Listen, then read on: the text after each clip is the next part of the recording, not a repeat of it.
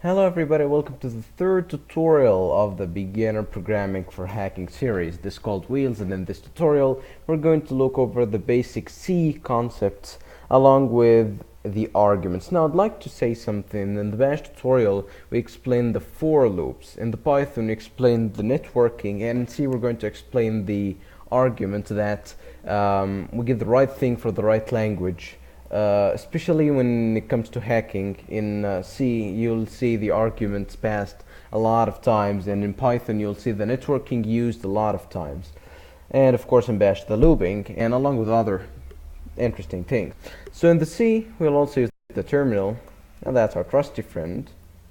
And let's go to C tutorials and cd tutorials and clear. Good. Nano first prog.c. I'm going to include the standard library and main, or the stereo.h header file, and printf C is fun, and then return return 0 Trello. And we go here, and well, before typing this, a difference between the C programming language and the other programming languages is that C is a compiled language. In other words, all of the code that you write is changed into machine language before the code is executed. However, in Python, the interpreter, it's an interpreted language, and the interpreter reads one line at a time. So is Bash. It reads one line at a time, and that's why sometimes the errors do not get caught in the interpreting step, or first it doesn't get caught, but it gets caught in the runtime. Since they are interpreted, they read one line at a time. The interpreter does read one line at a time. In the C, it is a compiled GCC compiler, which is the C compiler. Changes all the code first, checks for mistakes, checks for warnings, checks for other errors, and modifies the code a little bit, but not in a way that modifies your program function, and then changes it to machine code for the final usage. It also makes the file executable by default. So we compile the first program .c and give it the output name of first prog, and it's executable. I was on top, and / first prog, and it says C is fun, and that's the output right here. Now obviously we didn't include the shebang here, which is hash. Well, that might be user bin C, for example, if there is any, but there's not. And this is because C is compiled, and when you first want to execute the C files, you compile them using the GCC compiler. Now the GCC knows that you're going to compile C because it is the C compiler, and hence doesn't need you to write the shebang. It doesn't need to know what language you're typing in. Obviously it knows that this is C, so there's no shebang in C. And the include stereo.h is like the import in Python, where you import here the stereo.h, and well, let me write that here. The comment, well, this is a comment, or this is a multi-line comment that can spread over many lines. It's / asterisk / another good practice is putting asterisks here just to denote that these are all comments. So you can use any comment you like. And let me type this here. This is an include, or you can say that's just like the import in Python, where you import here the stereo.h header file. It's .h, it's a header file, and you use it for using the functions like printf or scanf for scanning input and printing input. Now, well, the int main is a function, and you must know that, let me write this in the comments, all code, or let's call that the main code, must be written in a function, and all programs must be, or must have, a main function, which is always main. And int main, so all functions are written in the main function. Well, in Python you didn't have to write the programs in functions or the code in function, and in Bash you didn't have to, but here you have to. And functions are opened by curly braces and closed by closing curly braces. Now to print, instead of using the echo hi, for example, or the print hi in Python, you say printf and open two parentheses and quotations. You must include your text in double quotations. Now, you know this well. In Bash, you can omit the quotations, do a double quotations or single quotations. In in Python, you can do a double quotations or a single quotations. Here, it's only double quotations, and C is fun. And you end each statement with a semicolon in C. Now, this is not a statement or a normal statement, the include, so it doesn't end in semicolon. And, well, that's why it's also not written in the main. And the int means it returns an integer value. You can remember this from the connect x function in Python, where the connect x returns 1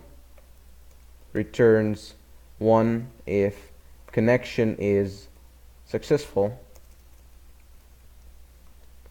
or 0 if connection, oh, that's the opposite, returns 0 if the connection is successful,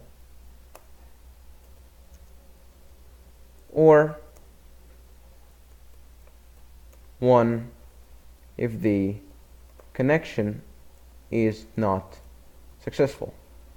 Now, the int main means it returns an integer, and an integer is a number. And this is why we return 0. Return 0 means that everything went fine inside main, and that the program returns 0 means it exits with code 0. You might have seen this in other programs where it said the program exited the status of 0, which means that everything was successful. You can omit the return 0, and you can omit the main int, since now it doesn't return any return value. It doesn't have any return value, but we'll keep it int main and return 0. Well, come on, return 0, since this is the C standard. Well, that's good. We've explained quite a bunch in the first program, since C really needs to be explained well, and it is unlike the other language in the way that it is quite hard relative to the others, but quite easy if you really love to program in C. And well, that's it. If you love to program in C and would like to dive more into it, you'll find that C is pretty good and friendly, and it is really one of the most required languages in the hacking field, especially when it comes to buffer overflows and overflows in general. Now let's go into a more interesting example.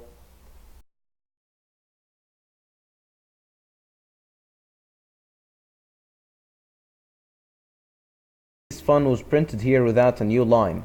This is because echo in Bash already adds a new line. We say this in the first video, and print does add a new line on its own. However, this does not add a new line, printf, and that's why we have to write /n. This is called escape characters. And escape characters, well, let me do this here. And let's say, well, escape characters. Some escape characters are, for example, /n. This denotes a new line. Or /t. This denotes a tab. /b, this denotes a backspace. And /n means a new line, so after printing C is fun, print a new line, And we have to compile this one more time, because if we run it, this program was compiled based on the old code. We have to compile this one more time. gcc first prog.c -o first prog and /first program, and it says C is fun, and outputs the new line just correctly. And well, if we make a mistake here, for example, a common mistake is forgetting the semicolon, and we try to compile that, the compiler will give us, well, first prog.c, it will give us a warning, sorry, an error, and it says that, well, you forgot a semicolon. And it says error, expected a semicolon before return. And here's the error, which is before return, I expected a semicolon, which is what we did, we forgot a semicolon. And /first prog, C is fun. Great, now let's go into another interesting example, which is nano name argument dot C. We include the standard IO detach file,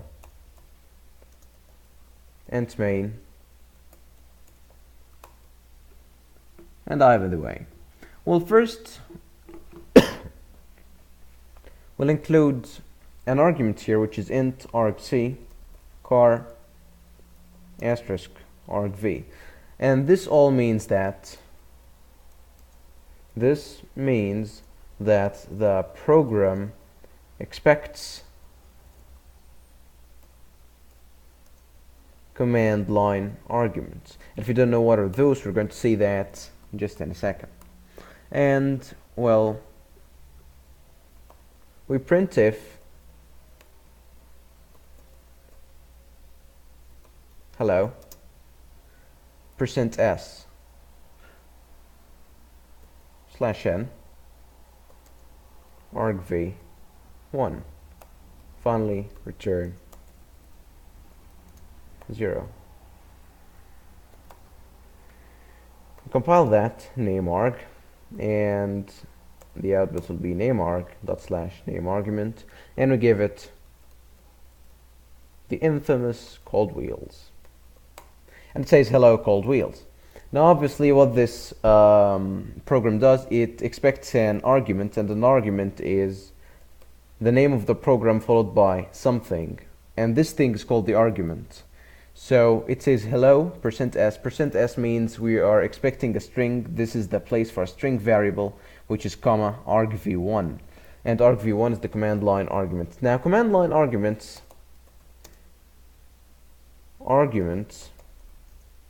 begin at argv0, but argv0 is the program's name. So that if we type here, for example, hello %s argv0, and then we /name arg, it says hello, and well, that's null. Let's give it value, any value. Let's say wow, that's because we didn't compile that.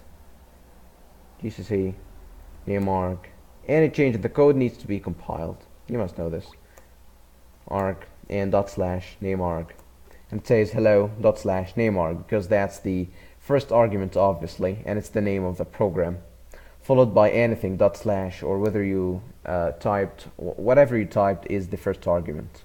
And the second argument is argv1 because indexing always begins at 0. So well, it says /name arg, that's the first argument, then argv1 is the second, and if I say well it's anything, it says hello wow, and it says hello, and that's the name. But what if we didn't supply a name? Name arg, and it says hello null because it didn't supply anything. And this leads to some error handling, which is, well, if the number of command line arguments is less than 2, and less than 2 because the first one is the program's name, the second one is the argument that we're expecting, if argc is less than 2, printf please supply a command line argument.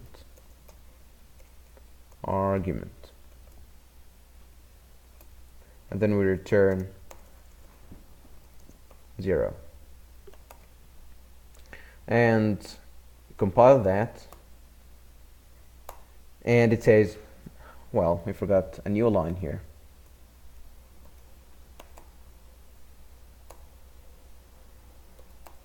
And it says, please supply a command line argument, because it's so that the arguments are less than 2. And you cannot say here less than 1, because 1 is already the program's name. So the argc cannot be less than 1. And this is how to construct an if statement in C. So it's if condition, and the condition must be between parentheses, if condition, and you put 2 curly braces, and then you put whatever code you want between them. And notice that I didn't put the curly braces on a new line, but here I put them on a new line. This is because C is so tolerant on the spaces. So for example, as long as you terminate every statement you write with a semicolon, it really doesn't matter whether you write your code like this or anything. It doesn't really matter. We can even compile that and it works just as fine. However, this is ugly and not readable, so that's why we always indent it, and the indentation is of course not necessary, since C, as I said, is very tolerant on the spaces. You can even write all the code inside main in one line, but this of course is very, very ugly. Now, this is a sweet and simple example of the error handling. And, well, return 0 means that everything went fine, but we return 1 here since everything did not go fine and the user did not supply a command line argument, so we did not complete main. And /namearg, we have to compile that, gcc, well, let me just get the command /namearg, and it says please supply command line arguments, but it didn't show the return value. How could I show what return value did the program return? It's with the echo $? And it says it returned the value of 1. Now if we do this again, it returns a value of 0, and this is because when you ran echo, it showed the return value of the last program, which was the namearg. And then that's trouble speaking, and that's trouble writing code. Okay, so reboot. Anyway, echo is $! And this shows the return value of the last program which ran, which is the echo itself. And that's why it returns 0, because echo ran successfully. Now,